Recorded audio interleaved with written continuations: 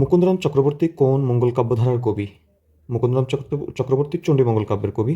আর বিজয়গুপ্ত মনসামঙ্গল কাব্যের কবি। ভারতচন্দ্র রায়গণাকর অন্নদামঙ্গল কাব্যের কবি।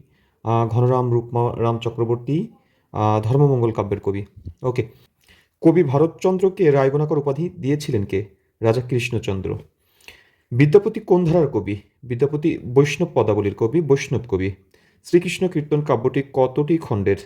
১৩ খণ্ড। মর্ষিয়া কি? মর্ষিয়া শোকগীতি। দোভাষী পুঁথি বলতে কি বোঝায়? কয়েকটি ভাষার শব্দ ব্যবহার করে মিশ্রিত ভাষায় রচিত পুঁথি। বাংলা সাহিত্যের অন্ধকার যুগ ১২০১ থেকে ১৩৫০। চারণ কবি হিসেবে খ্যাত মুকুন্দ দাস। মুকুন্দ দাস চারণ কবি। রামায়ণের রচয়িতা রত্নাকর দস্যু। বাল্মীকি বা রত্নাকর দস্যু। চণ্ডীমঙ্গল কাব্যের রচয়িতা চণ্ডীমঙ্গল কাব্যের রচয়িতা কে? মুকুন্দরাম চক্রবর্তী।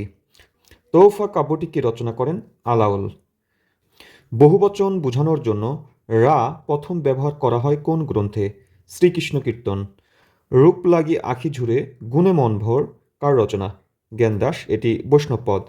বিদ্যাপতি কোন ভাষায় তার পদ রচনা করেন? ব্রজবুলি ভাষায়। কবিগানের প্রথম কবি কে? গজলাপুট বা গজলাগুই। ভারতচন্দ্র রায়গণাকর কোন কাব্য রচনা করেন? ভারতচন্দ্র রায়গণাকর অন্নদামঙ্গল কাব্য রচনা করেন। ধন্যবাদ সবাইকে।